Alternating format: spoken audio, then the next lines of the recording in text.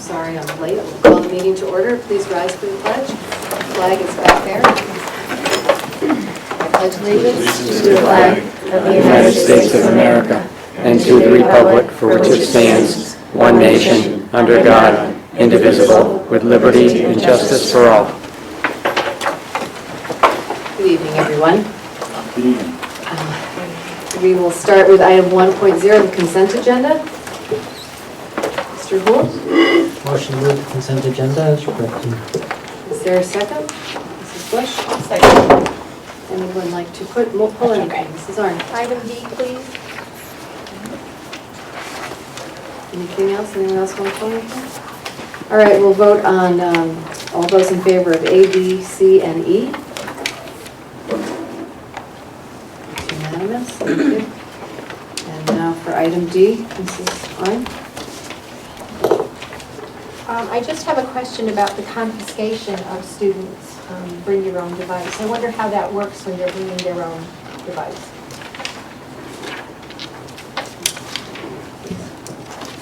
Mrs. Fisher, if you don't mind, the entire administrative staff from the high school are here and they're well versed in that, so if one of them could reply, that would be very helpful.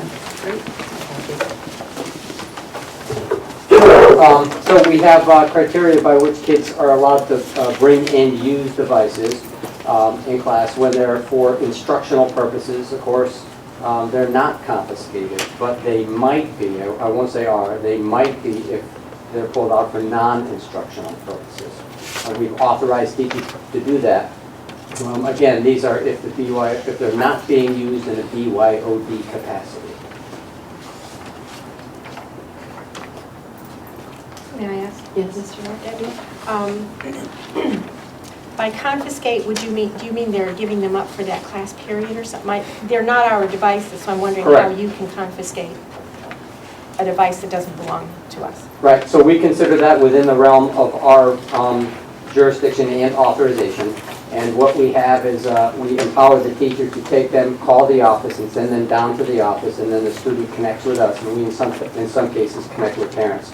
We never keep them overnight. We don't keep them for periods. We say to the student, they're subject to confiscation if used inappropriately. And of course, we'll give them to parent or student at the end of the day. Gotcha. And a student could lose the right, or the privilege, the privilege to use a device? Not necessarily if you're talking in a BYOD sense, because we consider that that's like losing the right to use a textbook. You know, if we're using that as an instructional device, they get to use it. But if it's unauthorized, then yes, they can lose the right to use it. Okay, I was, the language in the policy says that the use of technology is not a necessity but a privilege. And I thought it was pretty, based on how the curriculum is delivered, that it was pretty necessary. But I guess I understand that. I think that's just a lag between where instruction is going. I mean, we're moving more and more and more and more rapidly to education that incorporates digital learning into it. And so I think like policies like this might lag a little bit behind. So is it appropriate to say that it's not a necessity? In your opinion? I don't know. I think it is a necessity, but that's just my opinion. Right. Thank you, Mr. Rock. Yes, ma'am. That was my concern with the way the policy was written, that it's not a necessity, but I thought based on how we're delivering education, in some cases, it is a necessity. I get the privilege part, I do, but I'm a little confused by that language. Refer it back to the policy committee. We could, what's the opinion of everybody else?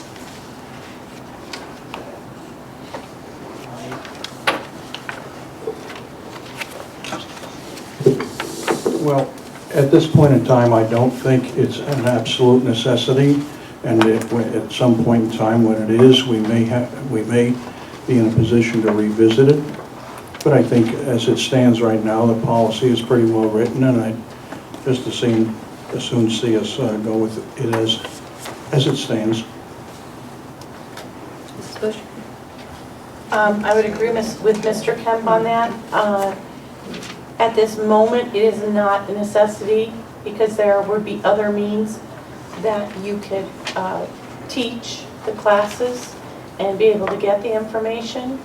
And it is a privilege. And I think that if a student is using it in an inappropriate way, that I'm very comfortable with it being taken if there is a warning given. And the students need to realize that they need to use it appropriately. Does anyone want to make a motion or not? With the item as it stands? Mm-hmm. Well, I don't know if there's anything else to be said, but I'll make a motion at this point, if you like, that we simply approve it. Yes, it is. Is there a second, Mr. Holt? Second. Any further discussion on this? Mrs. Zorn? I would only point out that the administrator in the building thinks that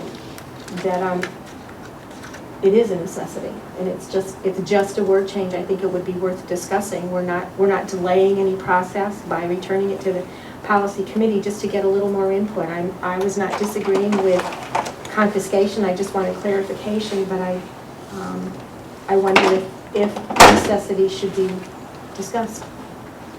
The administrator in the building. Do you have a recommendation for a change in that sentence?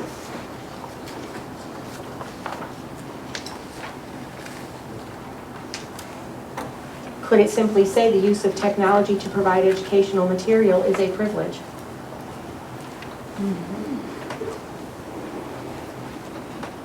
Anybody else have an opinion on that? So that's a motion right now to change that language as It's just such? a suggestion. I just want to hear what other people think about that suggestion at this point in time.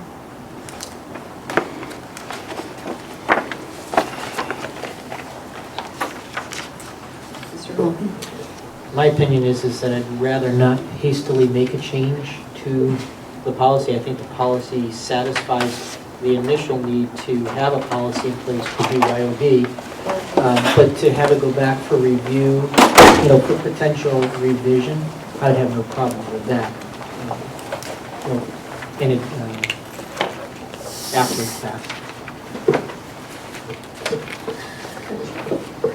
All right, we have a motion on the floor to approve the policy as presented. There's no further discussion. Mrs. Russell? I just want some clarification, to go back and review it, but you want us to vote on it tonight. Well, only because there was a motion on the floor, but it could be brought back to the policy committee. I think, It could be tabled. I think the reason we have it is, at least my opinion, is why it's not a necessity is because not all our courses are taught with the students bringing their own devices. So I think once most of our courses are taught that way, then it would be more of a necessity. But now it is not that case at this point in time. It's just a privilege. That's my opinion. Thank you. Yes. Aren't there courses that do rely on technology? I would assume there are, Yes. but they don't have to bring their own device for that. Correct. Correct? That's the difference. Okay. All right, we do have a motion on the floor to approve the policy as presented. All those in favor? It's unanimous. Thank you. Okay, we will move on to Yeah. item. Yes. There's always an opportunity to bring any policy forward at any time to the committee anyway, so if there's something fundamental that anybody wants to bring to us, either from the board or from the public or staff, they've always been welcome to do that. Thank you. All right, item 2.0, Secretary's Report. 2.1, opportunity for the Board of Education to add or delete agenda items. Does anybody want to add or delete an item? Mrs. Arn? I'd like to move to add a brief discussion about the Maple Street School Grade 3 as as agenda item 4.5. Is there a second on that motion? Second. Any comments? Questions, concerns? Mr. Hemp? Just like clarification, what is it we're being asked to vote on? Maple Street School, grade 3, what about it? The circumstance involving staffing? All right. And what number did you suggest? I'm I sorry. suggested 4.5. Okay, I just didn't write it down. Thank you. Okay, anybody else have any questions or comments? Okay, all those in favor? It's unanimous. Okay, any other additions or deletions to the agenda? Okay, we'll move on to item 2.2, Rockville High School Student Representative, Tyler Owen. So tomorrow is Veterans Day, so during our advisory period, faculty members from the school who have either served or are currently serving in the armed forces will give us kind of talk about their service and what they went through. And also, a history teacher, Jonathan Graham, will be discussing what he went through when he was activated. And in the past couple of weeks, students have been making different thank you cards and different things to be sent out to teachers who have served as to say thank you for what they've done. Thank you. Aaron? So in sports news, Haley Hasty this weekend and the previous weekend took top 4, I believe, in New England, in states, and I want to say 22nd in New England, but I know she placed at least in the top 5. For cross country. And something that the school has been doing is No Shave November. We have a few members of faculty that are participating, as Mr. Rock and Mr. Brewer can proudly display over there. And Mr. Kent. A lot of us are doing this. We signed up as a class. A good bit of us are going to donate to the American Cancer Society at the end of the month. And it's a good school activity, I guess, to bring together awareness surrounding the American Cancer Society. That's great. Thank you very much. Does anybody have any questions for Tyler or Aaron? Thank you very much. Okay, we will move on to item 3.0, Community Forum. Opportunity for comments on agenda items, potential future agenda items, or general information provided to the board from citizens and community organizations. Is there anyone who wishes to address the board this evening? Please come forward and just state your name and address, and if you could sign your name onto that board, that clipboard there. Sure. Thank you. My name is Tim Sullivan, and I brought some copies of some emails. Didn't know how many people were going to be here, so I'll ask you to share. I'll share. Thank you. Share. Doctor, how are you?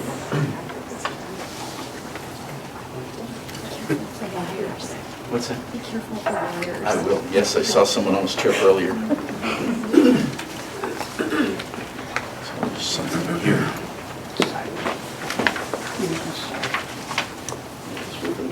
Thank you.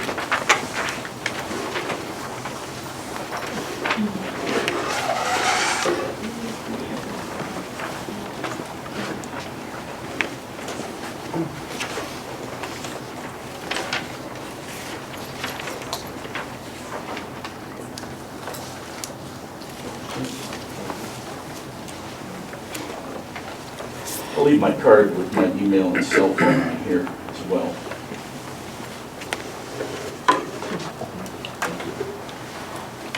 My name is Tim Sullivan, and the packet you have before you is about celebrating success. And I am married and have 2 children here in town and a dog. Lived here 25 years. My kids have been in kindergarten through 12. They're in college now. So over those years, as a youth coach, vice president of the hockey club,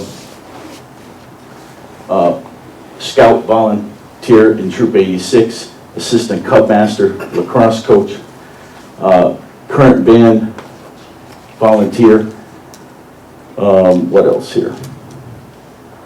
Well, many things. As part of my kids' growing up in town, and I met a lot of wonderful people. But I've never met as many wonderful people as I met have met with our band organization. And my past presidency is the thing on my list that is not like the others. I'm a past president of the Connecticut Floor Covering Association. That's a professional organization. Everything else is a youth organization where you have parents coming in and leaving. And so I watched this happen again and again. And so I'll refer back to this later on.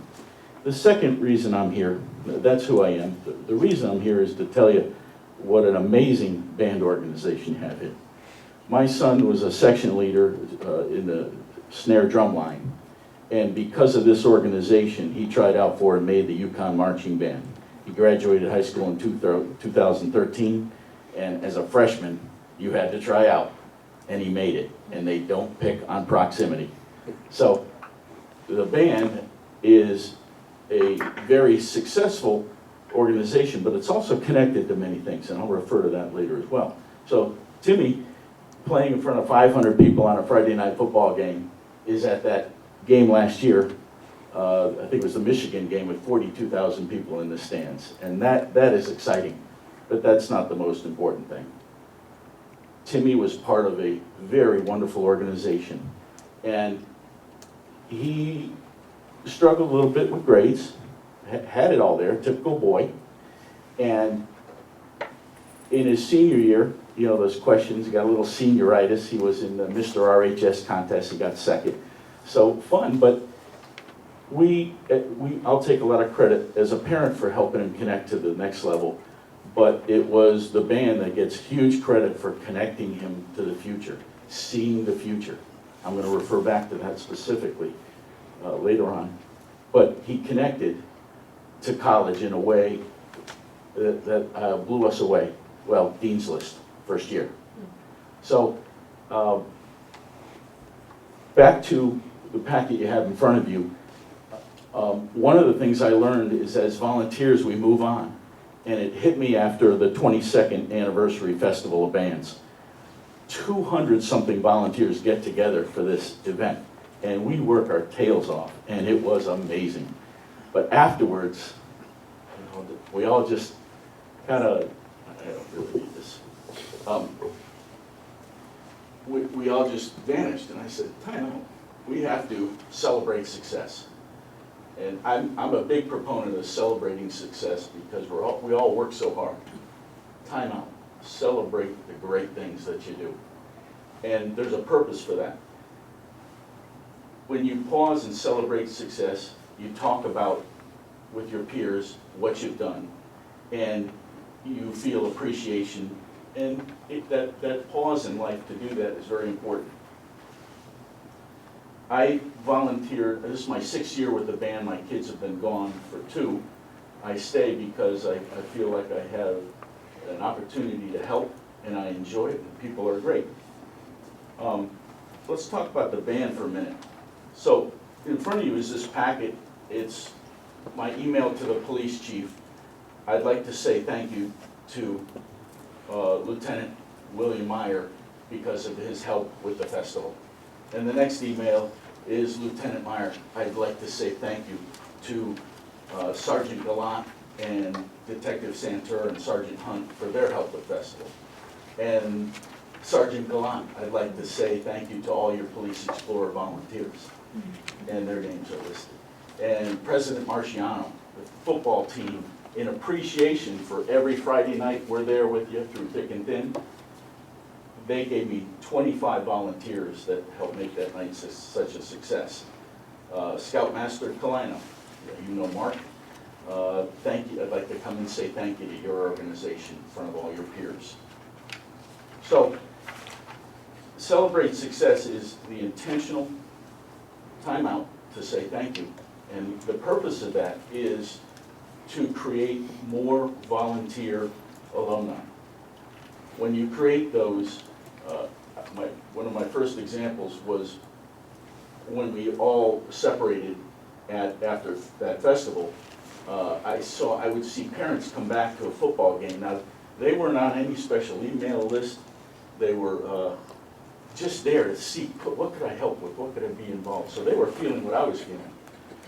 especially after my son left, that empty nest feeling. So then I started to turn this thinking process towards every school activity, whether it's academic or not. How can we recreate this feeling and success? Back to the band for a minute. It is successful because it connects with the football team in its own right. Hopefully you all know that they took first in the state in their competition in New Britain, and they were amazing.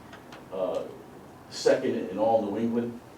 The neat part of that, when you look at those competitions, is I'm experienced enough now to look at their score and what Mr. Davis does at the beginning of the year to the end of the year, where that score goes, because that is perfection for him to do it again and again. The other person I'd like to give a shout out to is Festival Chairperson Michael Dominiak. I'm saying that to you because when I did all this work, and if you take a minute to look at this, wow, Tim, thank you for all you do for our town. I felt small compared to what Michael and Mr. Davis do for the town. And I love what I do. My parents gave me the gift of service, and so this is makes me feel good, and I know I matter. So, so the music department also, Doctor, I saw your superintendent's challenge regarding veterans. It was nice to hear you speak about veterans earlier. They play at the Veterans Day Parade, I don't know how many years in a row. All their hard work supports that community connection in a very special way. I'm going to give one more item before I go into conclusion here, one more item to just talk about the awesomeness of this band group. The last page of your packet is an announcement about the Rockathon to benefit the Connecticut Children's Medical Center. This group, one of the members in this group had a child who's a miracle child, was told probably would never walk. Had an operation, probably multiple operations at the hospital, and is in the marching band today. And her mother is just, she's delightful to work with. But to hear that story and hear her heart sing about her son, she came up with this idea, and this band organization has surrounded her with support. We had a 2.5-hour meeting on Sunday, and this event is January 17th. But this is, to me, just another evidence of what an awesome group this is. But now, where are we going with this? I am going to work on some proposals to the Board of Education of what I've learned over my children's experience here. Ideas like celebrating success sound simple, but when they're part of a plan called the Healthy Plan, they will reach down into the middle school and help lift up parents and children, and reach down into the elementary school, reach down and lift up. So when we reach down and help those people, we're going to help them see the future. And when you can see the future and you see this kind of support system, it makes you more successful. It has a fundraising component. What town, what Board of Education department is not under financial stress? It has a beautiful fundraising component to it.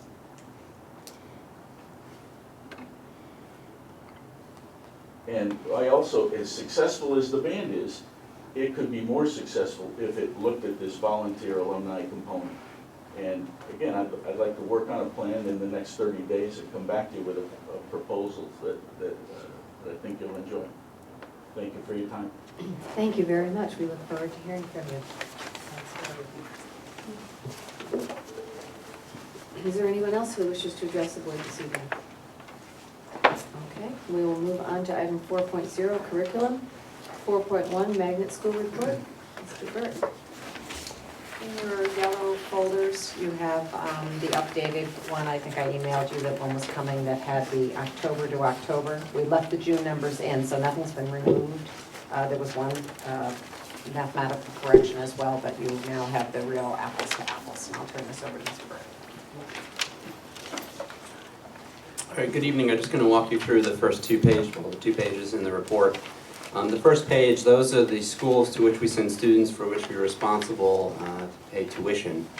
And the columns in front of you are the enrolled numbers that we received last year, October 1st, 2013, from the state. And then you can see the difference. We also have the column for June, that's the end of the last school year. And then the numbers we just received midweek last week for October 2014.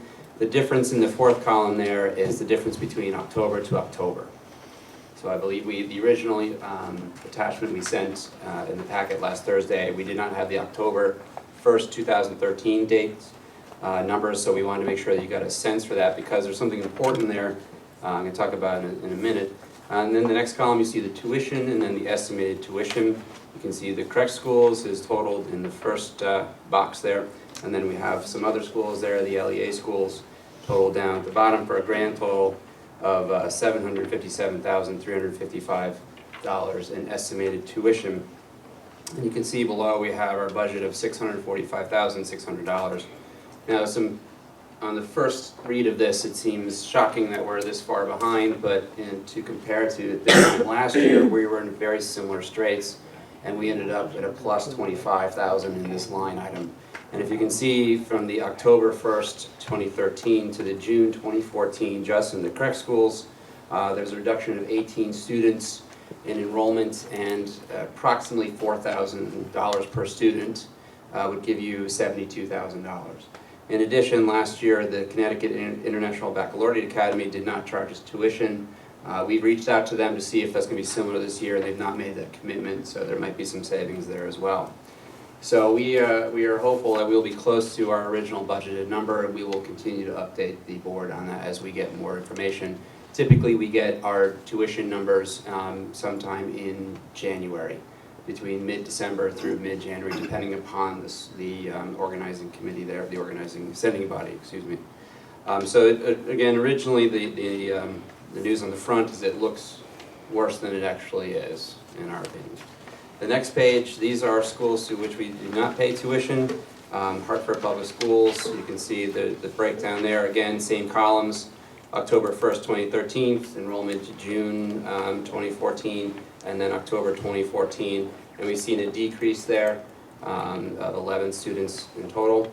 The next grouping, you see the Connecticut Technical Schools. It looks like a significant jump. In other words, 86 students. You can see the bottom there. But what we're understanding, we're reaching out, is that we've never tracked these numbers before. The only numbers that we've been tracking are for those students for which we pay transportation. My secretary is reaching out to each one of these schools to get more accurate numbers, so that's why this seems to be a more accurate number. Although we've not confirmed the enrollment last year, and we're still working on trying to get those numbers to see if we can get an apples to apples kind of comparison there. And then at the bottom, again, is the grand total. Students enrolled out of district between October and October, and again, the significant difference there, approximately 86 students, we believe are due to not tracking those in the previous number. On the far right-hand side, you do have the totals reported by the state. They do not, you can see the asterisk down at the bottom there, the state does not report charter or technical schools in their official October 1 enrollment for us.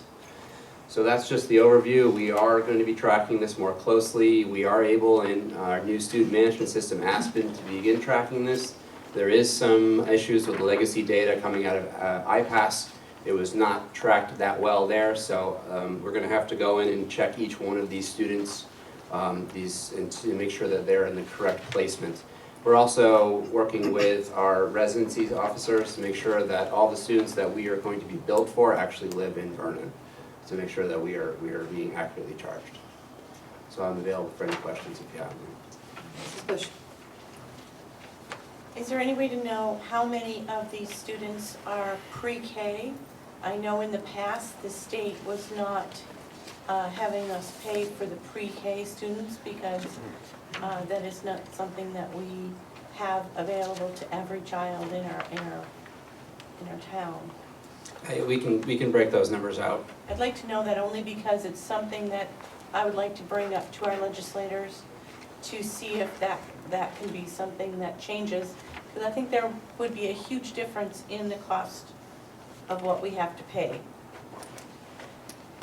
If I might make a clarification, on the bottom of page 2, it indicates K-12. I had asked Christine, Ms. Black, to take out the pre-K because we didn't have an apples-to-apples comparison, so these numbers do not include any of the pre-K kids. That would be, right, that would be another grouping.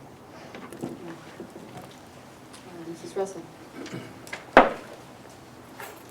I have a question because I don't know. Why aren't we charged for chartered and technical schools? They are funded through the state and/or through their local budgets. But charter schools, I thought, were really similar to magnet schools. That is an excellent question. I don't have a clear answer on that. If I may, through the chair. Charter school, anyone can start a charter school. Right. At any place. The one in Manchester, my understanding is that is supported both by the state and by the Manchester Public Schools as well through their local budget. So if we were to start one here in Vernon, the board would have to make that decision unless I wanted to go off on my own and start my own little charter school or something. I got you. But it's still not clear that if some of my students wanted to go to a charter school in Manchester, who would be paying for that? We do not pay for that, and the parents don't. The state and Manchester pays for that. Okay. We do not pay tuition for charter schools or for technical schools. We do for BOAG. If we didn't have BOAG, we would be paying outside to send our kids to BOAG. Okay, thank you. Mr. Kemp? I'd like to follow up on the preschool item that Laura brought up. Could you give us an idea of about how many children we're talking about currently? Because this Thursday, Friday, Saturday, some of us are going to the CAVE convention where the State Board of Ed will be, and some legislators, and it's a unique opportunity for us to interface with them. And I'd like to get a sense as to how much we might be, how much the risk is right now if they, either the State Board of Ed or the legislature decided to bill the sending towns for the preschoolers. We do have that data back at the office. If you don't mind, we'll send it to you tomorrow morning. What do you think it is No more than 25, could be as low as 15. right now? Okay. In general, those numbers change dramatically even within a few months. We found that those numbers are not consistent, so we can get you the best that we got from the state for the October 1 date, but again, we're going to keep track of those as best as possible over time. All right. Don't need it exact, but we'd like to talk about it in any event. SEBA didn't bill us last time. About what point in the year, maybe Michael remembers, I don't recall, did SEBA make the decision not to bill the sending towns? Do you recall? After budget. It was through the chair. I don't remember the exact, we can find out the exact date, Mr. Kelly. Well, it's not so much the exact date. It would have been at this point in the year, or was it deep into the year, or? It was after our budget session. Pardon? It was after budget session. After budget, so March, April. Right. So we're kind of hanging out there for that cost. Okay, and finally, Mr. Burt, is there any chance that possibly Cheney has been tracking the numbers that we've been sending to them, even though we might have not have done that, such that we could ask them to tell us? That's exactly what Christine Black is currently doing. She's reaching out to all these schools to try to get the numbers from last year. Again, we have accurate numbers for this year, but to try to get them from the same period, October 1st last year and June of last year. Might be instructive if we knew what the count was going back at some number of times. They may have that conveniently. If they did, it might be helpful. Thank you. Does anybody else have any questions? I have one, because pre-K is not on here. I'm assuming right now we are not paying for pre-K. Is that correct? All right. Anyone else? Okay, thank you very much. We'll move on to item 4.2, update on elementary school smart boards. Mr. Burt. As you recall, in our Alliance grant, we funded 41 smart boards to date. A majority of those are installed. We still have to wait on 2 at Maple Street for installation, and those should be done, we believe, this week or early next week. In addition, I'm doing walkthroughs with all of the principals just to make sure that what we have installed is working and also some of the current technology is working. And if it's not, then we're going to plan on looking for funds in next year's Alliance grant to ensure that we have equity across the district in all K through 5 grades. Anybody have any questions? Mr. Wolf? It's not so much as a question as a request that maybe, after, or, at some point, once we've had a little bit of experience this year, we get some feedback from the consumers, the teachers, how they're liking that and what their experience has been, even if it's in our informational package. Good information to hear. Mrs. Ard? It's sort of the direction I was going. We've heard that through students that whiteboards aren't always being used. Is your feedback that it's a valuable tool to the teaching staff? And okay, so it's just a matter of getting them up to speed? Okay. You stole my thunder exactly. It's typically, if they're not being used, it's more of a skill set rather than a desire. Any other questions? So do you know how many smartboards we have in the whole district right now? In the whole district? Mm-hmm. I don't have that inventory pulled. I can get that we can send that to you. I can give you an accurate count. I'm breaking mine down by building just so I can make sure that we're accurately, getting a feedback for each one of those rooms. I know we're trying to make our elementary schools equal, but our middle school and our high school have a larger population. Do they have more smartboards in those schools? We are working with the administration both from the high school and the middle school on what should be in each one of those classrooms. I'm also doing walkthroughs with both of those administrations to look at each space and what is necessary and what are the needs for those individual teachers and for a department. Typically, just as, again, this is my personal opinion, from experience, high school teachers and middle school teachers, to a lesser extent, do not really use the smartboard technology. They really use more of the projector piece. So if we can install a much less expensive projector rather than the full functioning smartboard, then that's what we would use as a solution at the secondary level. Thank you very much. Any other questions? Okay, thank you, Mr. Burke. And we'll move on to items 4.3, Teacher Professional Development Report and Schedule for 2014-15. Mr. Burt, again, on the hot seat tonight. Well, as requested at the previous board meeting, we have the schedule for the year. And as you can see in the board packet, it does lay out day by day as best as possible. There are instances where you could see that there's some filling in that needs to be done by the individual buildings. And for instance, recently at the high school, we had a mixed bag because we had some of our teachers being trained in the new assessment system and our 9th and English and math teachers, but then the high school administration did a fantastic job of finding different offerings for their teachers and ran different sessions throughout the day. The same thing for the different departments at the middle school. They ran different PD for those teachers that were not being trained in the English and math departments. So we do have a mix of what's required as from a district level, and then what the schools are able to offer their teachers. At the elementary level, you can see this was coordinated by the 2 curriculum coordinators in language arts and math, and they worked with the instructional coaches to make sure that the PD offerings in that column align to our new curriculum and our new instructional strategies of Reader's Workshop and Eureka Math. Does anybody have any questions? Mrs. Arndt? I'm curious, Mr. Burt, we talked about the Aspen system and one of the board's goals. And I'm curious why in August, K through 5 spent time reviewing, learning Aspen, yet it's not usable.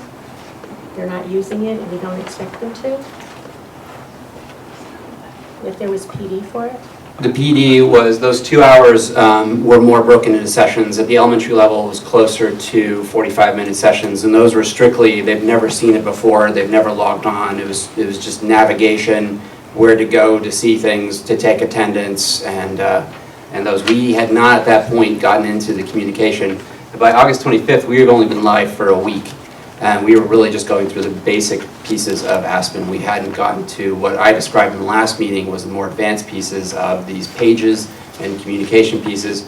Again, we haven't even created those pages for the teachers. We're in the process of doing that now, and then we'd have to train them on how to. There's many different facets on these pages, but they all have to be enabled. The teachers have to be trained how to do that, and then they have to personally enable the page for public viewing. So there's a little bit more extensive training that was required. At the time, really, it was just to get people familiar with moving from iPads to Aspen. On September 19th, there was PD relative to conferring. Can you explain that a little bit? For K through 5.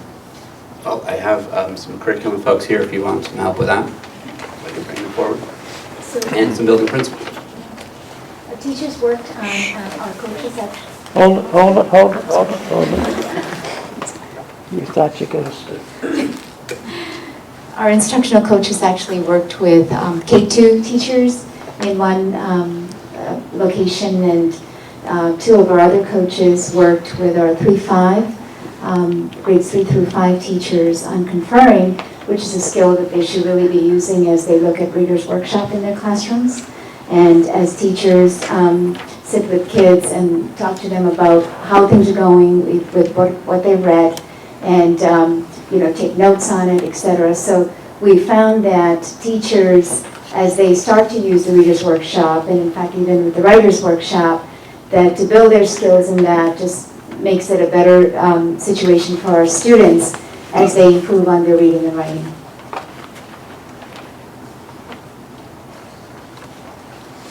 Any other questions for Mrs. Shaker? No, thank you very much. Mrs. Arndt, do you have a question? Not for Mrs. Van Oh, Shaker. okay. Thank you. Thank you, Jane. When, refresh my memory, when did we approve the NWEA? The board talked about that at a meeting not too long ago. You approved the funds in the Alliance grant for a new assessment system. Okay. And you already were able to work that into the PD schedule for February? When we contracted with NWA, I was in constant contact with their representative, and as part of the process of onboarding NWA in the MAP assessment system, they really demand that you go through intensive training before even giving the first assessment. That's why this past Tuesday we had a 6-hour training. Now, starting today and tomorrow, our students will be starting to take these assessments. And then in February, they said when we choose to go with this assessment system, you need 3 full days of training for your teachers. And do that process, we initially thought that maybe we could start that process in the August dates, but that's a crazy time to begin with. There's a lot of activities going on. There's a lot of disjointed, scheduling. It's not a solid block of time that we could schedule for just one training. And also we were onboarding Aspen at the time, which we thought was a priority because that was how teachers take attendance and put their grades in, etc. And get information about their students, basic portion of their job. So through the discussion with our administrative team and discussion with NWA, we landed on these 2 dates for the full day training. So when do you nail down PD, or is this always a work in progress? We are trying to improve our practice. I just had a meeting with our evaluation and educator development team, which is comprised of administrators and teachers, just 2 weeks ago, and we are looking at our PD calendar for next year already. And based on the feedback that the board got with the effectiveness, that's not the right word, how staff use PD, have you gotten feedback? Number one, and is that feedback, if you have, represented in this PD schedule? Well, let's do those separately. We have gotten feedback and we are looking to get more feedback, but in general, typically what teachers would prefer is something that they can use on a regular basis. The least effective PD is the sit and get type of PD. And through most of my career, that's typically some of the PD that most folks get. But you can see through this schedule, I think, especially at the middle school and high school levels, they've had the opportunity and the ability to create PD that is pertinent to what the teachers are doing. They had some excellent response. I forget what was the major presentation on Tuesday? Love and Logic. Right. Love and Logic. I've heard some really positive things about that, even though it was a few days ago. And then when we were looking through this, we started to develop this calendar at our administrative council meetings last April. And we divided up by level, and we said, what are your needs? We're trying to create a goal-based professional development system rather than just, the immediate needs of the time. So to say, what are your teachers' needs, what are your building needs, what are the district needs, and then take the available time that we have and divide that up equally and try to find a way to get to all of those needs. That was our first attempt at that last year. We're going to fine-tune that this year.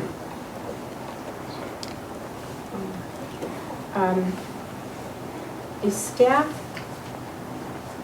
you had some math PD. The public is very confused about math. Is the staff confused? That doesn't sound right, but you brought the staff along enough so that math is strong at the elementary level, and we need to do catch up in the community. Is that a fair statement? Again, I'm going to turn over. We have curriculum leaders in the building, so I'll hand it over to Mr. Testa.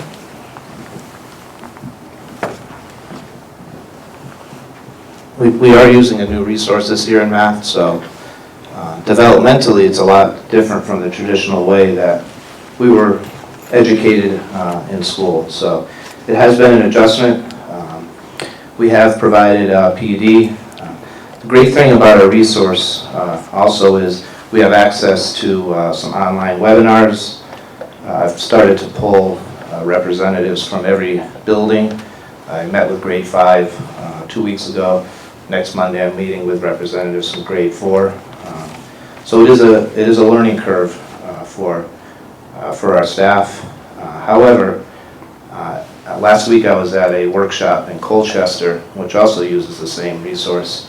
The more when we decided to go in this direction, I knew it was in the right direction. I know we were headed in the right direction, and everything that along the way, research that I've followed in and gathered, I know this resource is the most closely aligned to what we want for standards. So I was expecting, to be honest with you, I'm expecting a learning curve this year.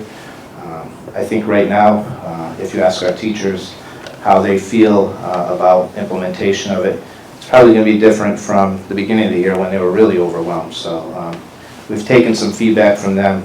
That's why we've tried to pull representatives from every grade level. And I expect that to be honest with you, really a learning experience for the rest of the year. So I think we have some things in place.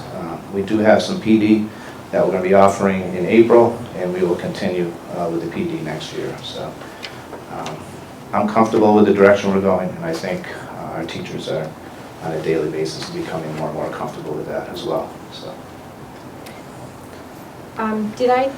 Weren't we informed that you had put together some videos for Yes, parents? I'm glad you asked that. I meant to mention that. We did, another thing that we did, I met with 2 teachers that were interested in putting together some videos for parents. So we do have on our website, if you go on Vernon Public School website under parents, we explain, for example, what a 10 frame is. A lot of us weren't familiar with what a 10 frame is. So we have short video clips. We have about 12 or 13 of them so far. Most of them are about a minute or so. However, parents can access and feel more confident in being able to help and support at home. I'm starting to visit PTO meetings tomorrow night. I'm going to be over at Lake Street. So we're trying to get the word out as well. So if parents have concerns, let us know. We can certainly make more video clips and make it more accessible, because we want the parents obviously to be comfortable at home to be able to support their children's learning.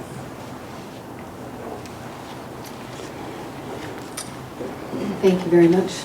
Does anybody else have any other questions about the professional development calendar or schedule? Okay, we will move on to item 4.4, presentation of semesterizing classes at Rockville High School. Thank you. Dr. Conway said to take not more than 20 minutes, and since we think our discussion is really about a 10-minute discussion on semesterizing, we thought we'd show you, since we're on curriculum, some of the really cool things we have going on here at the high school. While this is booting up, I want to thank Aaron for bringing up the No Shave November. We expect to raise $500 in this building for American Cancer Society through No Shave November. And it also dispels the rumor that we're doing this just to suck up to Mr. Kent prior to budget season. So I want to take a moment, and I'll first show you this video. This, by the way, is pertinent to the discussion we had earlier about magnet schools and things like that. This is a recruiting video. 1, 2, 3, tableau. High, pointy, tableau. Breathe. And break. So Ashley Baker is here from the Hartford stage.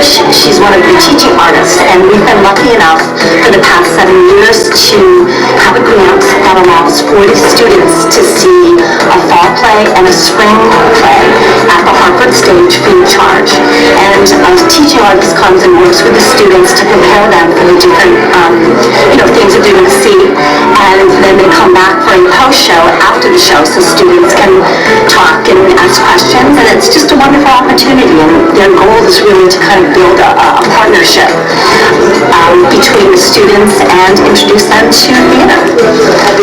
If you don't know Hamlet, you're about to find out.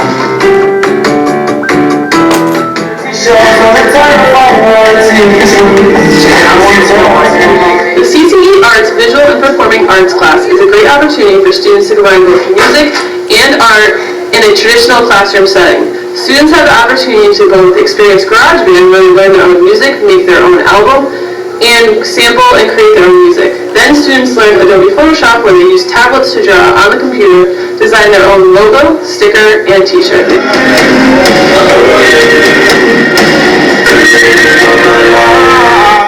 Just in case,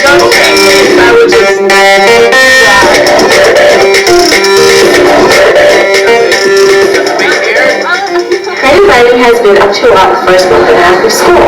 We just got back from the Dodge Poetry Festival in New Jersey, which was a fun day. We met over 50 poets, and we had a great time there. We learned a lot, and it was a great experience to go to. Right now, we're in the process of writing our 80-page murder mystery, which will have auditions on November 21st. This is a student-written play from the independent study class of creative writing. Also, following up, there's a poetry reading, our first one in the fall, on November 15th on Thursday. It features 27 poets, and they're all reading their original work in the library. Action. I love the co-aligned film, video, and acting classes. It allows me, as a student of the theater, to focus on my craft, while the video students are allowed to focus on their craft by filming us. Because we've offered this class at the same time, it allows us to focus and collaborate at the same time. Still trolling. Hello, my name is Scott Dickinson. I'm the director of Blended Learning at Rockville High School. Blended Learning is rapidly expanding at Rockville High School. Currently, students are using Blended Learning to regain credits in courses that they have experienced less success in. And we are also looking at ways that we can blend current classrooms to offer original credit as well. Hi, I'm Mr. White. Another interesting opportunity we're looking into here at Rockville High School is offering a flex block. Embedded in that flex block would be intervention for those kids that need 2, 1, 2, or 3 assistance. And we also offer CCE courses for kids to get some college career experiential learning. In addition to that, we offer some advanced electives for juniors and seniors. One of the new and exciting courses we have here at Rockville High School is popular culture, which examines the historical and cultural impact of such things as music, graphic novels, video games, toys, television, a whole bunch of things. For example, one of the things we're reading now is a book called Ready Player One. But more of that, we encourage you to take the course. Students in mechanical engineering start off with software called SolidWorks, and they build 3D animations or 3D objects. So they learn a lot of CAD that way. Then they go over to the 3D printer, and they actually print out little logos and chips and different things like that. The possibilities are endless. They can build little rockets, little cars, something like that. After the 3D printer, they learn another software called Mastercam. They go over here and they actually cut things out of foam and wood. Hi, I'm Mr. Ray. I teach ECE American Studies, which for juniors gives them a year of American history and a year of English 11 combined in one double block class. We offer several ECE classes here at Rockville High School. We offer classes in the humanities, in English, as well as in Ag Ed and in the arts, as well as the sciences. These courses allow students to get 3 or more UConn credits for a nominal fee. This puts them not only ahead financially, but also ahead in terms of the completion time for their college degree. They'll get a transcript from UConn with their courses and their grades on it. This also allows students to be exposed to material and to curriculum, to classroom discussions that they wouldn't ordinarily have in a non-ECE environment. So I'm very happy to be teaching for the program. It's one of the great things that we offer here at Rockville High School, and we'd certainly like to see it continue and to expand. The German-American Partnership Program has taught me a lot about German culture. I even got to visit Germany. I'm Devin, I play on the football team, and this is a turnaround from last season. It's a positive culture in the locker room, and everyone likes playing together.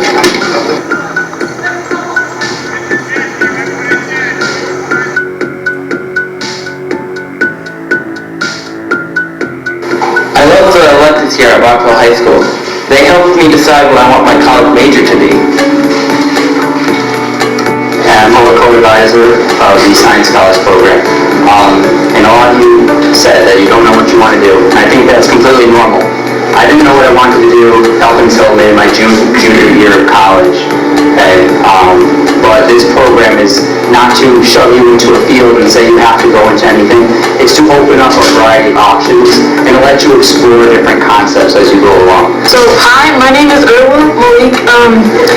And I'm in the science scholar program because I like science a lot, and I want to be I want to make medicine when I grow up, so I want to be a chemist. And my name is Jacob. I joined programs in life science, and when I grow up, I want to study black holes. You'll have just so many opportunities to explore all the different areas and branches of science. So we really hope that you stick with it and,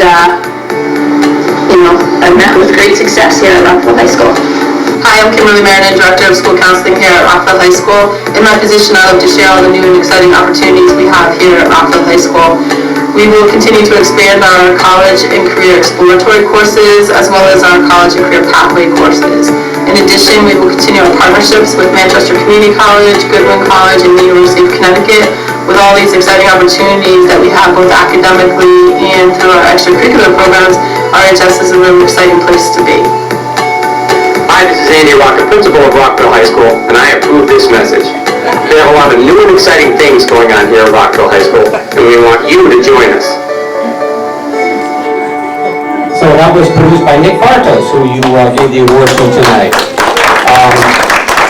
I'll take a moment while I don't know if I can find it. Never mind, I'll skip it. I was looking for a piece that they had produced tonight. Oh, here we are. While I'm showing you the shirt produced by the class, this is that combined art music class where the students first compose the music. This is the music they compose. Then they have to compose the marketing campaign that goes with it, and the CD covers, etc. So it's producing actual stuff. And I'll just show the cameras the great shirt that our students produced. So on to semesterizing classes. That's really part of the vibrant and innovative approach here at the high school. We're continuing to develop challenging new courses and programs. Before we turn it over to Ted for a review of the semesterizing, maybe Lindsay can mention some of the new courses that have been approved by us, and we're ready to move up the chain to the assistant superintendent and board subcommittee.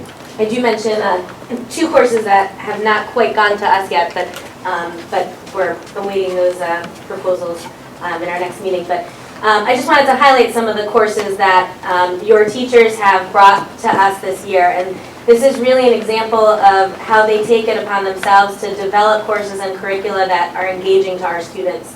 That's going to help them be successful at Rockville High School and beyond. So some of the courses are quarter credit college and career exploratory courses, like our photojournalism course, or there's also some that are aligned with UConn's ECE courses, like the AgEd's horse science course and the ECE United States Government and Politics courses. The art department proposed a jewelry course and an iPhoneography course.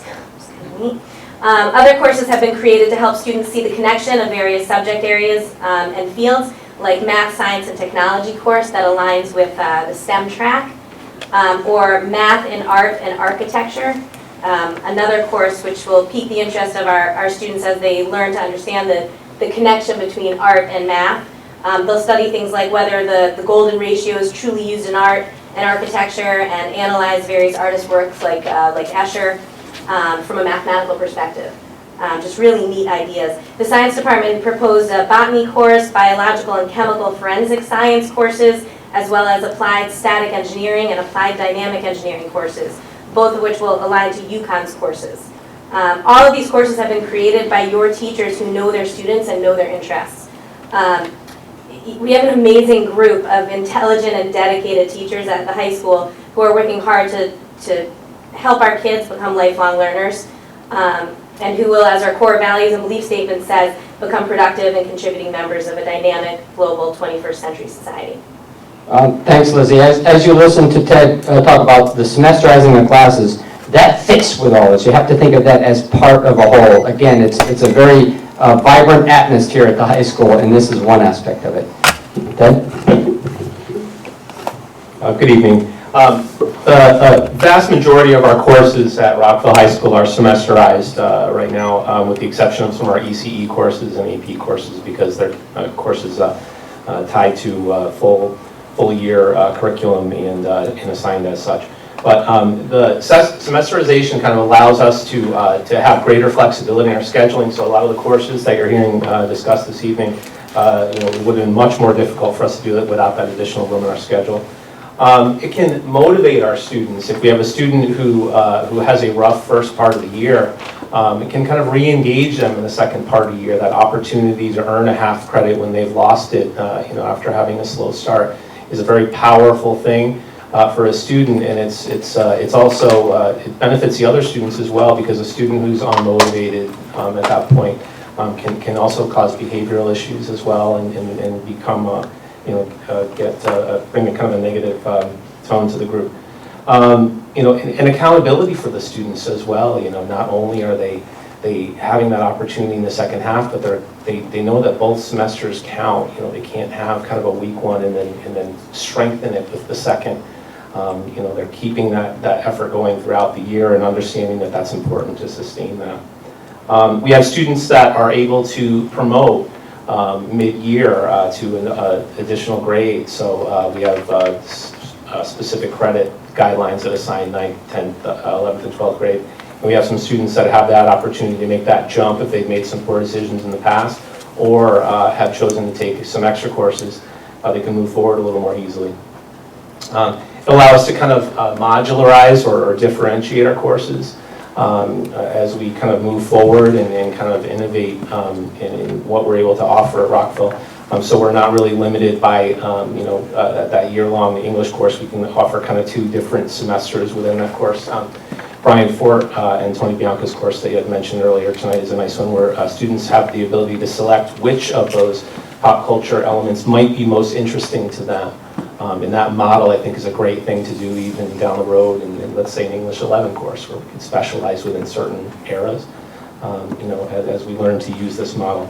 And then finally, it really allows us to to give greater flexibility for students that are coming in from outside the district or choosing to follow non-traditional paths. To the high school, we have a greater ability to catch them up. Students that, for example, in let's say a math course, do have a weak part of the year, algebra skills that are going to impact them later on, they will have that ability to take that, let's say a spring semester later on in the fall, the following year, to make sure that they've mastered that material and not just earn the credit, but truly making sure that the standards have been learned, that they have the opportunity to take that kind of time shifted in a way. I guess like we're all watching television, kids are going to have the opportunity to time shift their learning going forward, which is very interesting. And it's just a very powerful tool for us.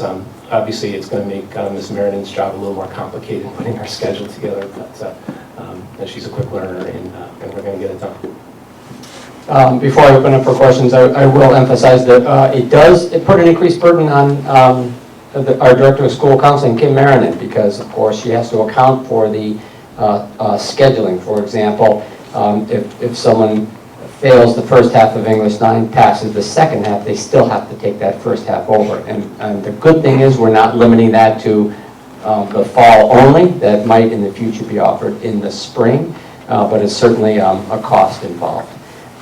So we're very pleased. We think it fits in our overall plans. Question? Anybody have any questions? Could you elaborate, you used the term I'm not familiar with, when you said modular.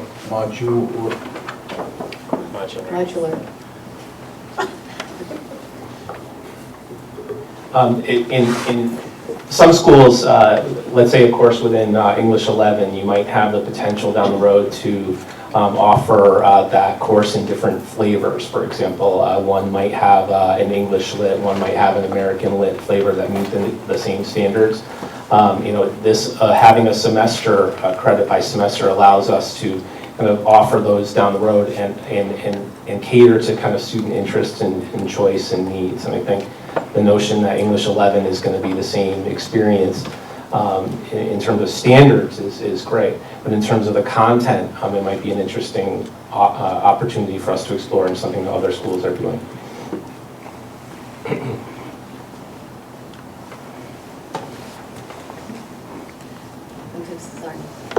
Mr. Rocket, you told us this was coming a while ago, and you were very enthusiastic about it, and you also stressed that it comes from a staff that's devoted to student learning, to capturing the student and really bringing them along.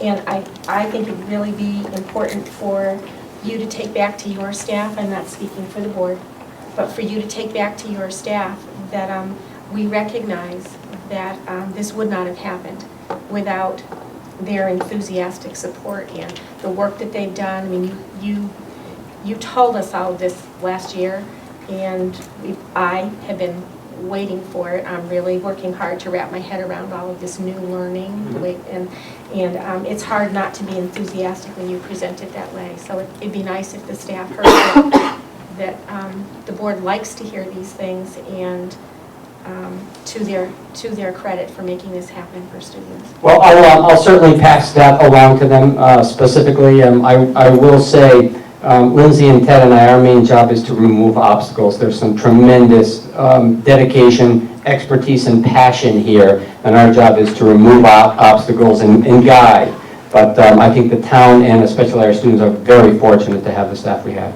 And when you and Kim spoke last year, I can't say enough about what supporting the students, and then it almost feels like, okay, Kim, make it happen, and she deserves credit for that as well. Well, she absolutely does. In fact, that's my answer for every problem. It's, I don't know, Kim, how do we fix this? So she's just an integral part of our school.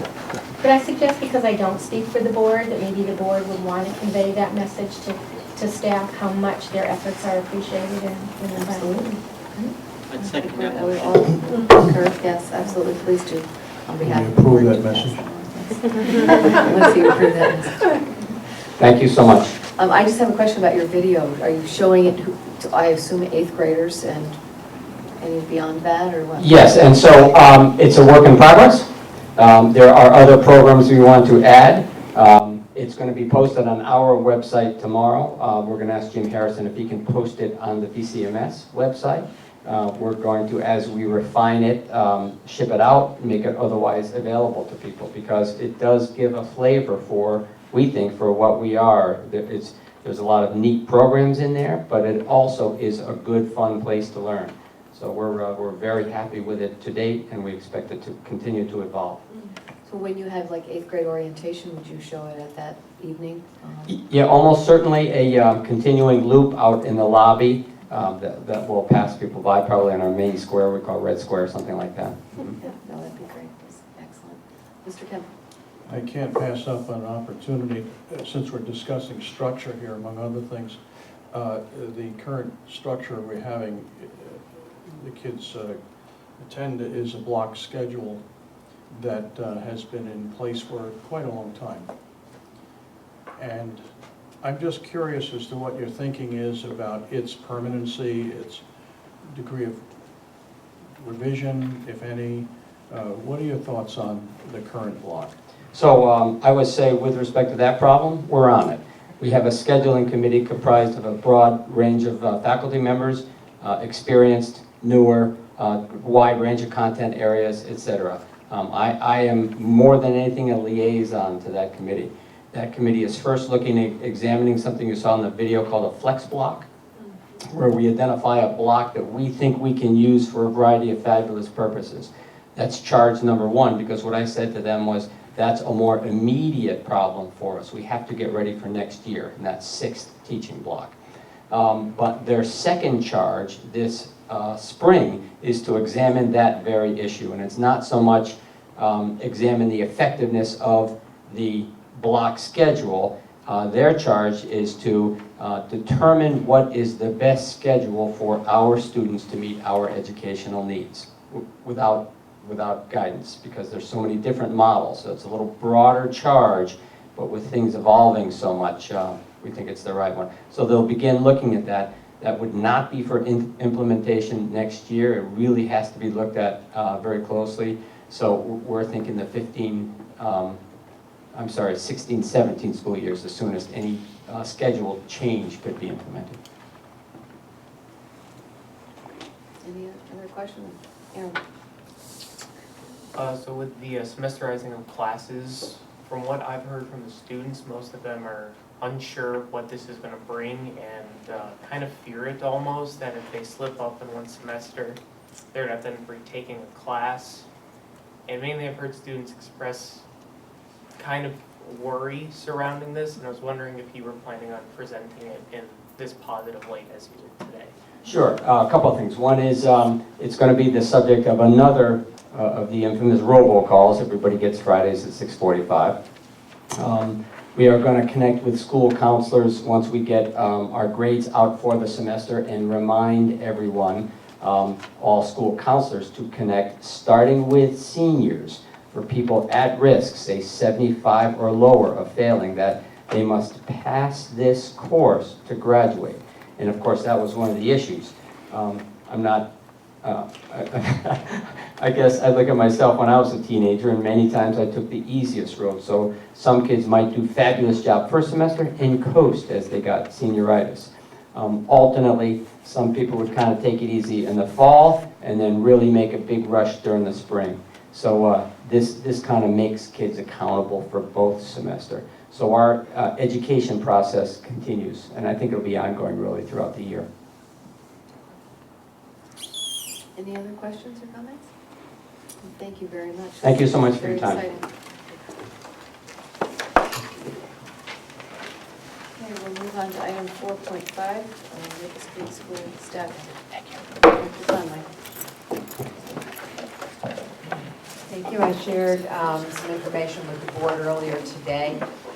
We had a teacher at Maple Street School in grade 3 resign. We have 2 grade 3 classrooms of 24 in one of the classrooms. I don't know how many were in this classroom. I'm sorry, when Ms. Trentola was here earlier, I could have asked her to remain if I know we were going to be speaking of this. I'm not sure how many were in the other classroom. I had observed it, so I'm going to say they were in the low 20s anyway, so probably 22 to 23, maybe even the 24. let's see, the teacher resigned probably 3 weeks ago or so. We were able to get a long-term sub. Ms. Trantola worked hard on that. The long-term sub had an issue in the classroom and decided she was not going to return. So at that point, I gave Ms. Trantolo the list of all of the teachers who had retired in the last couple of years, asked her to call. We knew we were searching for someone. We weren't looking for a real long-term, but we were going to post, which we did immediately, and advertise, and we have done that. We are stealing a teacher from another district, so that teacher will be starting with us on December 8th. We're quite pleased with the teacher who is going to be joining us. So Ms. Trantolo did try to get a second long-term sub. She was completely unsuccessful. It was very sad that we could not get another adult who would agree. She had a couple of day subs, even those are difficult to get. So rather than allow the students live in this inconsistent classroom where there's a different person there every day, and a lot of times it's not a certified person, not even a regular sub. It might be a paraprofessional just stepping in, or no one. It would have to be Ms. Trantolo or Ms. Fries-Miller, or the psychologist or the social worker or someone like that. So rather than having these students have this inconsistency day to day to day, Ms. Trantolo made the decision to move all the students from that classroom into grades 2 and 4. She grouped them by their reading level so that the receiving teachers would have a sense of where to group these children and how to continue on. The classrooms they've entered now with these students in them, not one of them is greater than 21 in those classrooms. So that's the update. That's where we are right now, and we expect on the 8th there. We certainly do have options. We did already send an email out through our sub-service as a last-ditch effort to ask anyone who is a regular sub here if they would be interested in the position.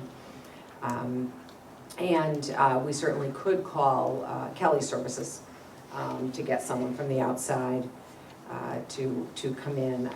Both of those options will again uproot these students, again put them with new classroom rules. Again, it's right now they're settled, they're in classrooms, they know their teachers, they know their classmates, and so while it's not optimal or anywhere near optimal, this was Ms. Trantolo decided this is going to be the best for these kids at this point. So, Mr. Burt, did you want to add anything to that? You would.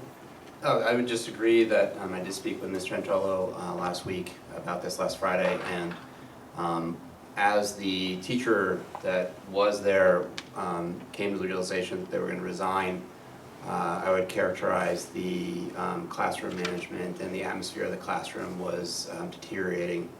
And so, you know, this was part of the decision that to help to establish routines and get the students ready for learning, that to put them into established classes rather than deal with the daily substitutes and yet another teacher, that this was a good course of action for those students.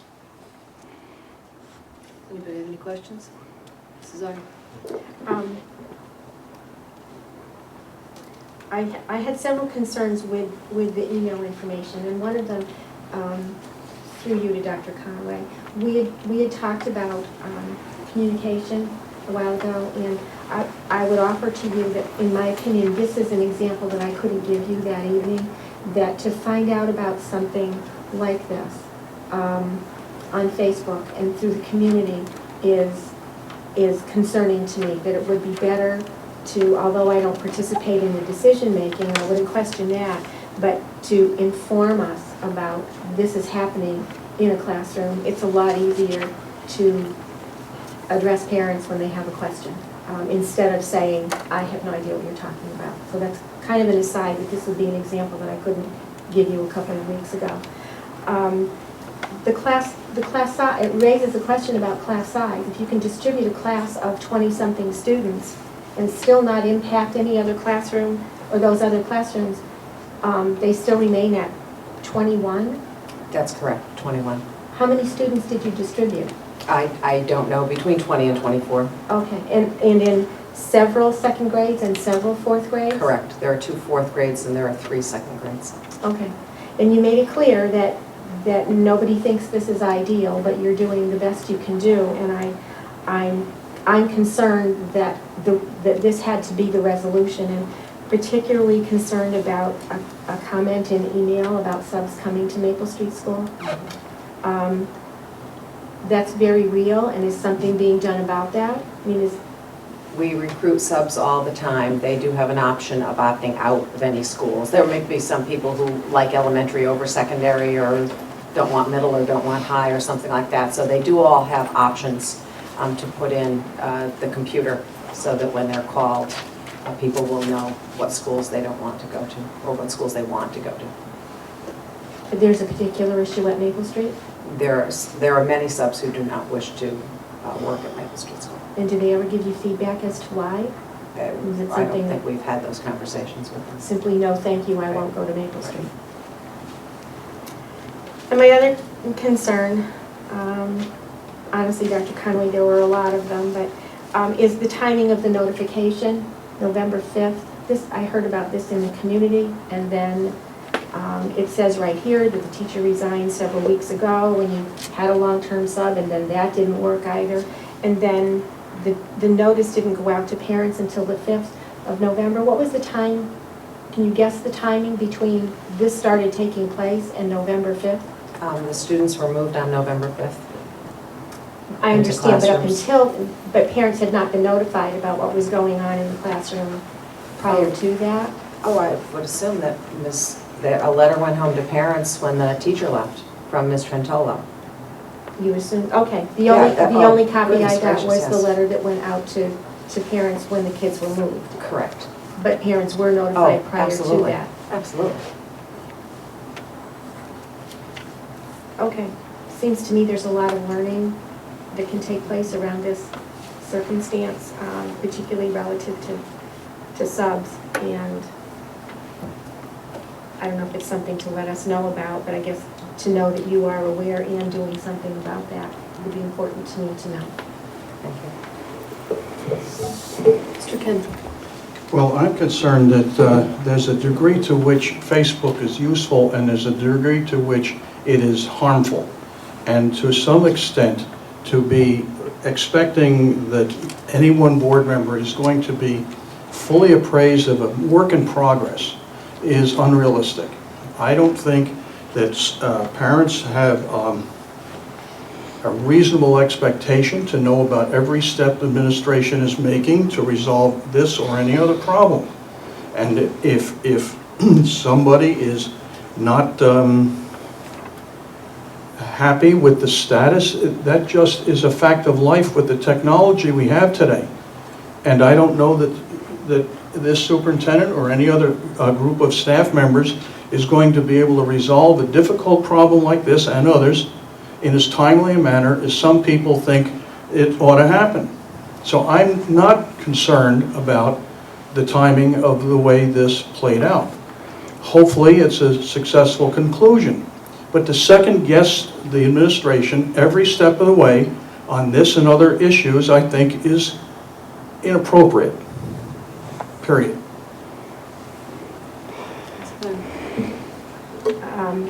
I think I made it clear that I was not second guessing the administration. I was merely concerned about the timing of the issue. And I think if this administration informs me of a minor bus accident and a mirror was lost, then I wanted to make the point that this, to me, is much more important to be aware of, just to have an awareness of, not to be involved in the decision-making. I was not being critical of the decision-making. I was simply asking about communicating in a more timely fashion. And I don't like to hear about something this important, in my opinion, this important, out in the community. I would prefer to know that there's an issue and that something is being done about it. I was certainly not intimating that we should be part of the discussion for fix, simply to be informed that this circumstance exists. That's all. Any other comments or questions? Mrs. Russell? Dr. Conway, you had said that you split them up That's correct. in second grade and fourth grade. That's correct. And I know you split them up to their ability.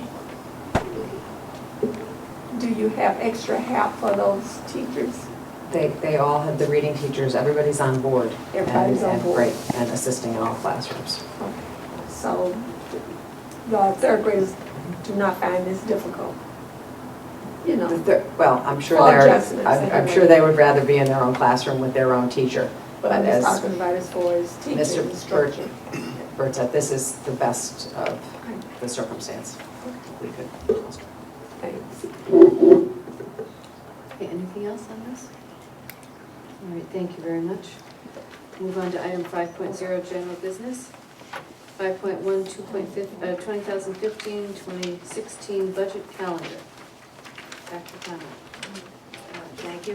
Mr. Picaro and I have worked up a draft of the budget calendar. This does mirror last year's budget calendar.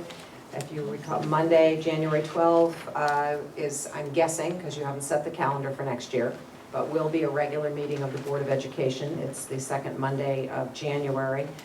Last year, we began that meeting at 6 p.m. rather than 7, and began with the presentation of the budget. We ended the presentation with a public comment, a community forum, so that parents who listened to the presentation could immediately provide feedback to the board about that. Also asked the board at that point, if I recall, if there was information that you wanted for your next work session. We then did not meet that Wednesday, but met the following Wednesday, which this year is the 21st, and then the 28th. We had 2 budget workshops.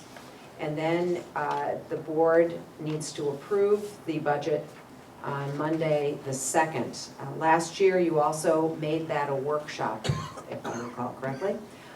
So it was not just meeting to approve the expenditures going forward, but you made that a workshop and then approved it at the end of the workshop. So all of the workshops would have public comment, except the first one, at the beginning of the workshop, so that there could be input from the public to share their thoughts on as the public is reviewing this as well.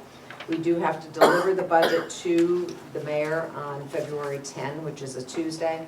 And so if the board can pass that on Monday the 2nd, then that gives us time to fix everything in the computer, print everything, get the binders ready, and bring that down to the mayor's office. And at that point, it becomes the mayor's budget. So it's the superintendent's budget would be presented to you on the 2nd, and then it becomes your budget, and then it becomes the mayor's budget. So that's what I would leave it. It doesn't prevent you from adding workshops or extending the time. It's completely up to you, but this is what you had approved last year with this year's dates.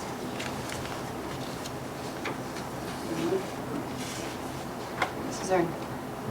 I'm going to suggest that it doesn't sound like very much time, that's all. It's the presentation on the 12th is part of a regular board meeting, and then we have 2 two-hour workshops, and then if we needed to do some work, we only had that one opportunity on February 2nd. I'm wondering if we should consider adding another day in there or extending the time somehow in case we need it. It just doesn't seem to be very much time set aside for the workshop.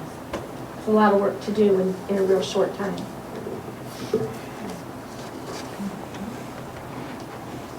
I tend to agree. I'm going to throw out a suggestion that maybe we have a budget workshop on Wednesday, January 14th as well. But I'm just throwing that out. I don't know what the rest of you think.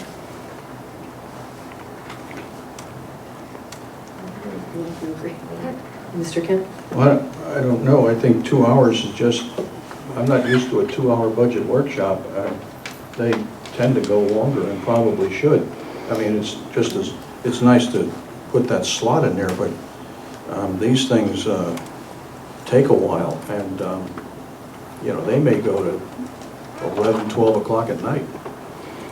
So instead of adding another evening, Well, you're I mean, suggesting I'm just adding time to saying, the evenings? I don't mind if we had another date, but I wouldn't expect to be out for a budget workshop to be out in 2 hours. I don't think so. Mrs. Russell? What was the time in last year, last session? It was 2 They hours? finished We early. finished by, some nights we finished before 8. We finished early. So if we add, I'm comfortable with adding that extra day. Rather than adding time to the other nights. Yeah. I don't see it as an either or. I mean, we'll Well, add a date, but I do think both. we're probably going to go beyond 8 o'clock. And to the extent that you invite staff to answer questions, which is the other thing we do or don't do here, to the extent you have staff available at each and every one of these, because that's what happens. We have questions and some of the critical players are not in the room. So I realize it's a burden to come to exciting budget meetings, but it may be necessary and productive. Mr. Linton? I think we should go with the 14th also of January, just throw in a little snow date buffer. Mr. Hool? I would agree on the 14th. I have no problem meeting another night. But one of the points I'd like to make is that the board needs to do our homework before we come to these meetings a little bit and send our questions to the superintendent in advance of the meeting so that we can have the right staff in the room to get the questions we want answered. I know a lot of times we wait and hope that somebody's in the room, but it's up to us to do our job ahead of time and anticipate what questions we have and get those questions to the superintendent to make these meetings productive. And I do know last year we finished several nights early, and it wasn't because we ran out of questions. So.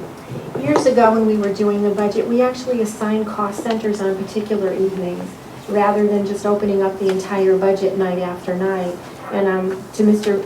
Kemp's point, maybe if we assign cost centers on 2 particular evenings, then the appropriate staff could plan to attend on that evening, and would help all of us, would help staff and would help the board, and we could go at the budget in a more systematic way, cost center by cost center.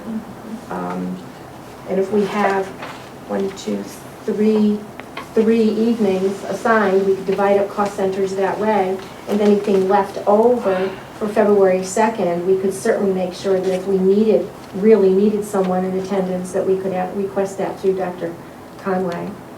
But I would suggest assigning cost centers to each of our evening meetings. It would also eliminate, the administrators wouldn't have to be here every workshop. Exactly. Yeah. All right. Do we want to do Could I that? ask if, could I, through you to Mr. Picaro? Is that a problem, Mr. Picaro, to attack the budget that way, cost center at a time, rather than the entire budget? Through the chair, not at all. Okay. Do we want to do that now, or do you want to leave that up to Dr. Conway and Mr. Picaro to divide up the cost centers? I think whatever they think is best. Okay. All right, so we need a motion if we're going to get one on this addition. Mr. Hool. And make a motion that the Board of Education approve the 2015-2016 budget calendar, including the January 14th date, 6 to 8 p.m. Is there a second? Second. Mrs. Russell. Any further discussion or questions or comments? All those in favor? It's unanimous.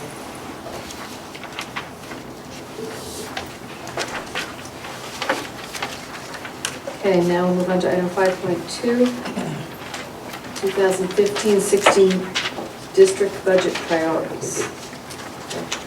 Thank you, Ms. Fisher. I just put a draft here. This is nothing set in stone. It's just to get your brains moving around this.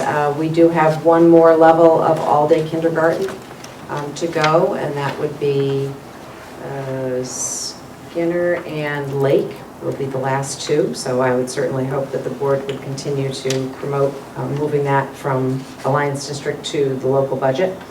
You will be receiving a proposal for the sustainability of the Alliance District funds. This is year 3 right now, the beginning of year 3. And so we have 2 more years after this. And so if any of the positions that we created in the last 2 years would be continued and put in the local budget, you would need to have a discussion about that and see. So there may be some that you'll want to put in the 15-16 budget. Continued support of curriculum development, we are not there. I met with the curriculum office today, and we have K-12 ELA, that's K-5 reading and writing, and 6-12 English. And we have mathematics K through algebra 2 already. So we are still moving, still working very hard. Social studies and science are next, and of course then all the other areas that the high school and middle school have as well. So I think that it's important that, that the support through the budget is still there for that. And then the fourth that I would add, we will be bringing you also at either the 24th or the 8th, the 5-year technology plan that the town asked us to put together for replacement technology. And so we will be bringing that as well. And I can only assume that the plan would go through the board's budget and not be part of the town. I would not hazard to guess that it would be some other way, so I would think that that might be another area. So I would offer those and certainly open it up to the board. Turn it back over to you, Mrs. Fisher. Anybody have any other ideas of priorities? Mr. Wolf? I don't know if it's necessarily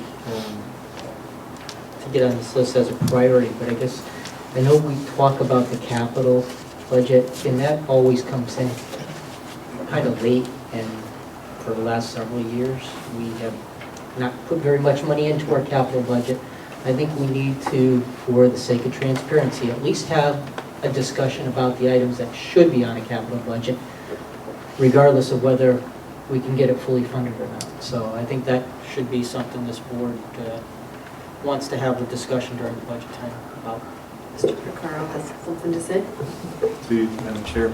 To your exact point, Mr. Gold, we've released our initial budget guidance for fiscal year 2016 to the school administrators, department heads, and coordinators. We took a different approach this year, exactly to your point, and in addition to sending out the individual school-based budgets, we've included for each of the schools, to those school building administrators, their section of the 6-year capital plan. So we want to hit that up front this year. We want to get the input directly from the school building administrators, different approach than we've taken in years past, and have that discussion up front, not in the, so to speak, the 11th hour after we've already completed the rest of the budget.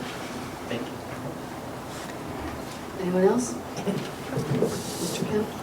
Just a clarification, so that we don't get a whole lot of things that aren't capital. Capital is, by town definition, $15,000 and greater, and it has to be durable, not an expendable. So I would hope these items, whatever they are, come through from the building administrator, but that they're at the 15,000 up, defined as capital. Things below that really is operating budget kind of thing.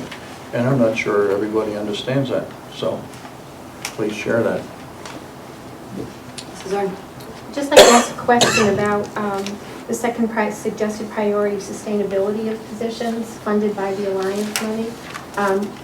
Will you, Dr. Conway, be suggesting to us what positions should stay based on what you put in the budget? But could you also include what you've left out of the positions that you've left out of the budget that you're not suggesting we sustain? Thank you. Through the chair. Yes, that's our plan, is to give you a 3-year plan to say which positions we would like kept, which positions we do not believe after the grant is gone that they will actually disappear, and then to give the board some suggestion or guidance as to how we can sustain those positions that we want to keep. So we have a list of all the positions that we've added, and some of the .2 reading and a .1 psychologist and things like that. But others are, teacher coaches are full-time people, and there are other reading recovery interventionists who are full-time people, so or positions. And so, yes, we plan to share all of that information with you. And my only other question would be relative to communication. We have a board committee that's going to start to do some work. I'm wondering if it, certainly it's not a priority, but if there can be a consideration for the commitment we've made to reaching out to the community and bringing the community in. should be a commitment made in dollars, some dollar amount, reasonable dollar amount, I guess, that can be set aside to achieve some of the things that the communication committee, I'm sure, is going to recommend. So it'd be nice to have dollars to work with, since we have over and over said we're committed to engaging with the community. Anyone else have anything to add? I would like to add having a full-time HR position as opposed to a half-time HR position, and a full-time special ed, or pupil services.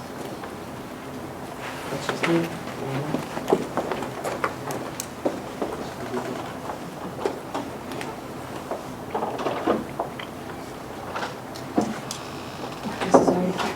If, so you're suggesting we add that to the list of priorities, budget priorities?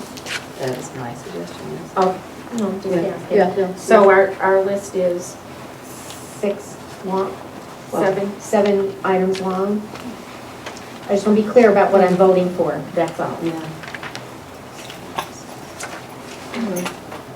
Well, There's only 6. The 3 that were suggested, the technology plan, the capital plan. Well, capital that doesn't have to be a priority, it was always It going to doesn't, be done. okay. That was my, Okay. that was a request. So communication dollars and full-time positions? For HR and pupil services.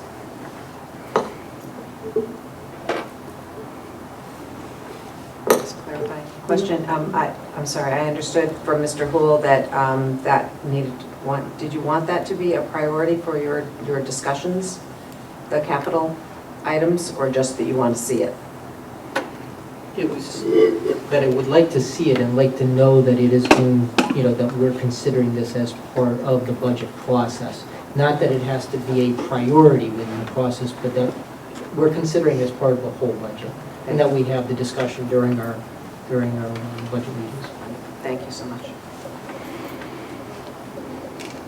Anyone have anything? I mean, is 6 priorities too much to have?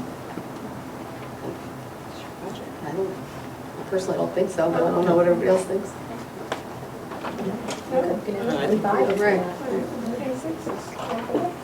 Okay.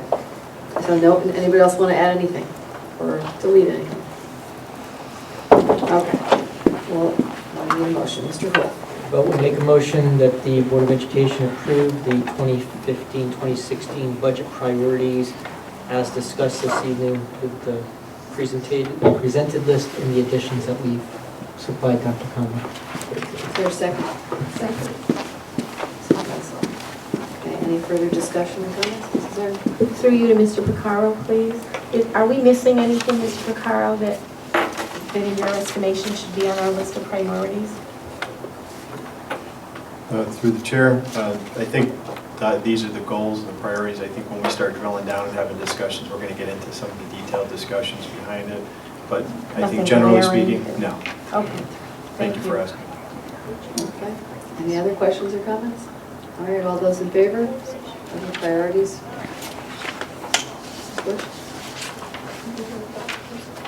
I'm going to vote. I just got the Okay, all right, so it's unanimous. Okay. Thank you. Okay. 5.4, Finance Committee report. Mr. Picaro. Thank you. Through you, Madam Chair, to the board. I'd like to start by drawing your attention to the year-to-date budget report dated November 3rd, 2014. For the purposes of tonight's meeting, I'd like to provide an overview snapshot of where we are with our budget. I look forward to drilling down in more detail and discussing in particular some of our projects where we've made investments such as the gas conversion and some specific updates on our school security grant at the next Finance Committee meeting, which is scheduled for November 24th. So for this evening, we are currently looking at our year-to-date expenditures, actual expenditures of approximately $13.4 million of our $51.3 million budget. We've encumbered $30.9 million, leaving us an available budget of $7.1 million, approximately 86.3% of our budget encumbered and expended to date. You will notice in the year-to-date budget report that there are some negative budget line items. Most of those we've already corrected, and you will see in the next year-to-date budget report at the Finance Committee corrected, with the exception of one that I asked for the board's review this evening and to take action on, which is the budget amendment transfer that's also included in this particular packet. As we discussed at the last Finance Committee meeting, there was a budget correction that needed to be made in order to be consistent with our new collective bargaining agreement for our librarians. And the step increases were not included in the budget as they should have. And so to make that correction, we need to make a budget amendment and transfer funds from the contingency account into the 3 separate school cost centers for the librarians in the high school, Skinner Road School, and Lake Street School in order to be compliant with the collective bargaining agreement and step increase. And so I called your attention to that amendment for the board's action this evening. Mr. Hall. Motion to approve the budget amendment request as described by Mr. Carl. Is there a second, Mr. Lynch? Any questions or comments? I just have a question, Mr. Carl. Are there other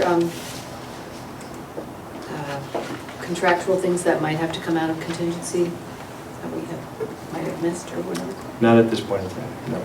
Unless we have any changes for the rest of the year, but no. Thank you. All right, all those in favor? Unanimous. Anyone have any other questions on the budget itself for this year? No? All right, thank you very much. Thank you. Item 6.0, to review and update the Board of Education calendar. Does anyone have anything for the calendar? No? Okay. Item 7.0, opportunity for questions from the press on agenda items. No press is here. So last item. Mrs. Arndt. Move to adjourn. Is there a second? Second. Mrs. Russell. Okay, all those in favor? It's unanimous. Thank you very much.